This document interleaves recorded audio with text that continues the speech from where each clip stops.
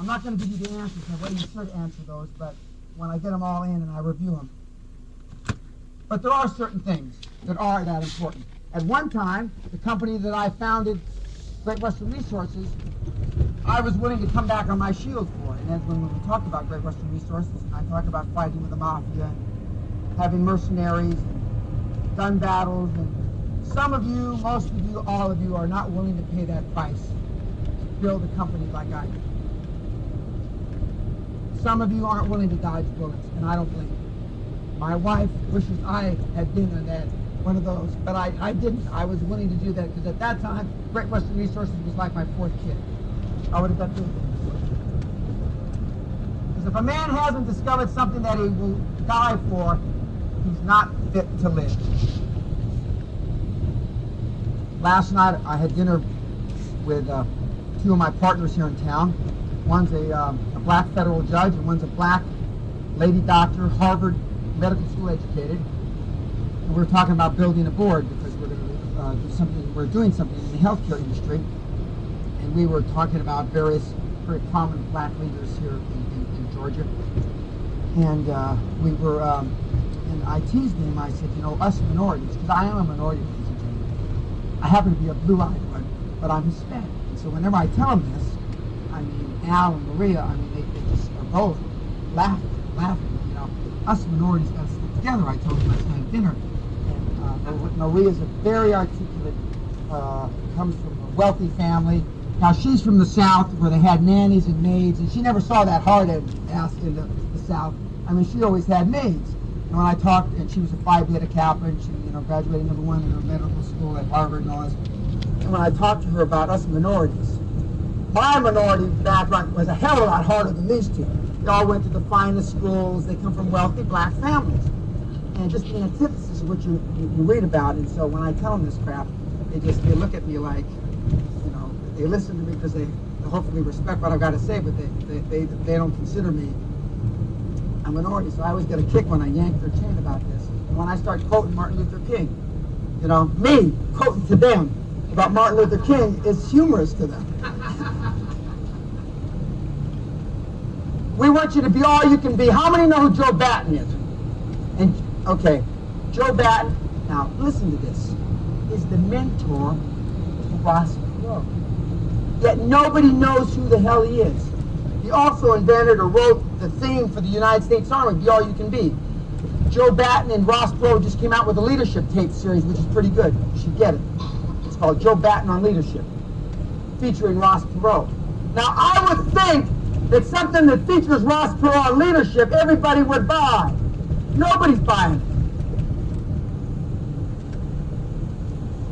I mean, one of the great entrepreneurs of this century, and nobody even know, I can tell you don't even know the tape's available. How many knew about this tape? One. Unbelievable. No wonder there's so many poor people.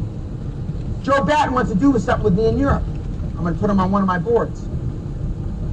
That's good enough for me. He taught Ross Perot. That's all I need to know. I've had the pleasure of being on the dais with him. He's got two great books. Tough-Minded Management by Joe Batten and Tough-Minded Leadership by Joe Batten. Both great books. Ross Perot, when he was building EDS, made all of his employees carry Tough-Minded Management by Joe Batten in their briefcase. If you didn't have it in your briefcase, you could be fired. Now, autocratic management doesn't work anymore, but back when he was building EDS, it did.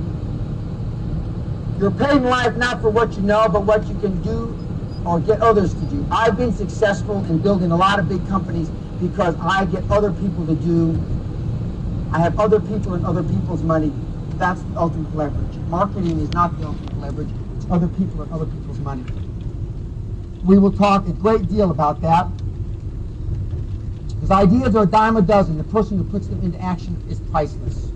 We have some very successful people here that had not necessarily great ideas, had okay ideas, but guess what? They put them into action irrespective of what other people thought. They put them into action irrespective. Now, our presentation, there is no format. This is meant to be interactive, even though I've dominated the conversation so far. But the most important thing is to get all your questions answered. of methodologies we're going to cover the rest of today and for the next 2 days allowed me to do some. These are some of the things I've done. These are the things in theory that I'm famous for, infamous for. They're not all. There's not enough slides here for me to list all the stuff that I've done with this methodology. But I got a $20 million contract with the federal government with no employees, at least fax machine and a phone. I did $50 million my first year in business. I bought a foreign subsidiary from a Fortune 200 sized company over the phone on New Year's Eve. I bought a $150 million company from a multi-billion-dollar foreign parent when they didn't want to sell. I love when people tell me, well, they're not for sale. You can't make me, you cannot buy them. If you've got debt and you miss one payment, and I go to your bank and I say, I want to buy this. You think the bank won't sell me the note? In a heartbeat! In a New York minute, they'll sell me your note. Now, I'm your partner, and you owe me the money. Big difference. Don't ever tell somebody you can't buy me. Because if they heard what I just said, you're in big trouble. And the last but not least, I turned $800 into $400 million. Oil prices went from $40 to $10 a barrel. Life is what happens when you plan other things. Because man plans and God laughs. That's why business plans aren't worth a shit. And anybody that thinks they are has not lived any kind of life. As my young son would say, life is like a giant board game, Dad. Go for it. That's why I talk about Monopoly. Just go for it. That's why I'm proud of Rose. I keep talking about her because she's sitting right here. I mean, she's going for it at a reasonably senior age. We won't talk about how old you are, but at a reasonably senior age. Of course, the old fart next to her, you know, he marched with Methuselah. Because everyone knows how to manage success, but no one ever asks, how do we manage failure? And that's more important than managing success. Okay. Now, people have heard me say when I was younger that I was born ready, and that's not true at all. I am a product of 25 years of molding myself to think and be a high-performance person. When we sat down with the ghostwriter and wrote my book, which is coming out later this year, and when I sat down originally to put together this program, which is significantly different than it was 3 years ago, I had to, for the first time, go back and think about what I had blocked out of my mind because I didn't want to think like you people. I've trained myself for 25 years not to think like that. But going back and having to resurrect the thought process and help with my ghostwriter to do the book, and then to do this seminar initially, I had to go back and, and think about why I do the things I do. I'm really a lifetime in the making. Harvey Peña was one of the great golf coaches who just passed away, Coach Ben Crenshaw and Tom Kite. But, really, and again, my life are my teachings. I'm teaching you, coaching you on the things that I've developed over 25 years, those 60,000 business decisions.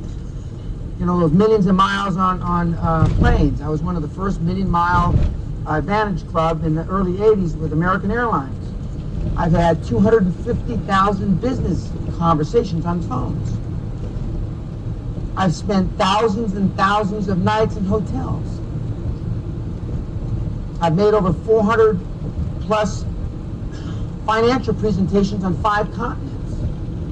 I mean, one-on-ones. So this is a compilation of my business life. Because this is where I come from. I'm a progeny. This is my grandfather. Some people say I look like him. I don't know if I don't particularly think I do, but this is the guy who came from Palermo, Italy. I'm 1/4 Sicilian, who was run out of the mafia. Now you got to be pretty bad to get run out of the mafia. And he came across to Mexico and rode with Pancho Villa, and was a rapist, a murderer, and a bank robber. And I met him once in 1950. He was a little short, fat, brown guy then. He had a 550,000 acre ranch, of which I got spit nothing when he died, because he had taken on several other wives since my grandmother. This is, this is my heritage. Good, bad, or indifferent. This is my heritage.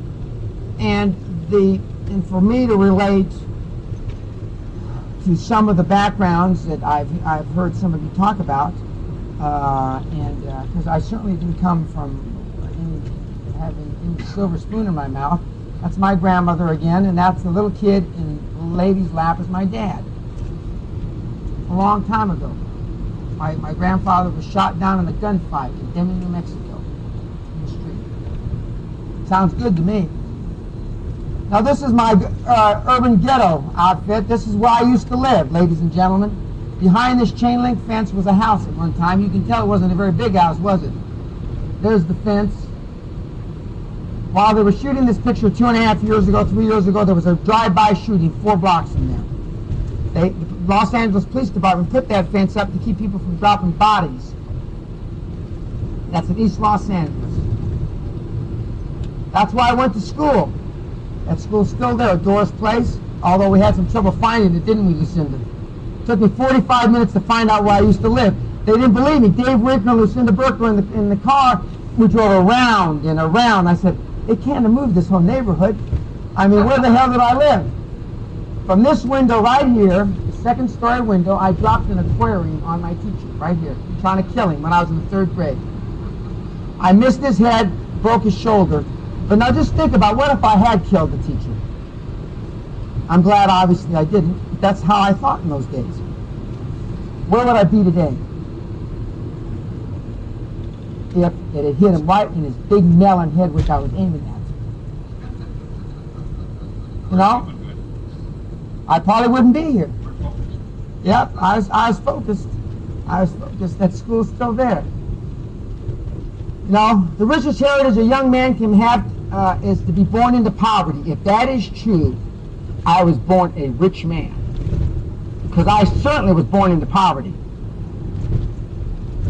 Now, I wear it like a badge of honor. I didn't think it was such a great idea when I was living it. For those of you that have been poor in the room, you understand what I'm talking about. Most of you don't understand. Because most of you raised your hand when I said, did you want to be a millionaire growing up, you worthless limp dicks? So if you, by definition, understood what it was to be a millionaire, and by definition, you raised your hand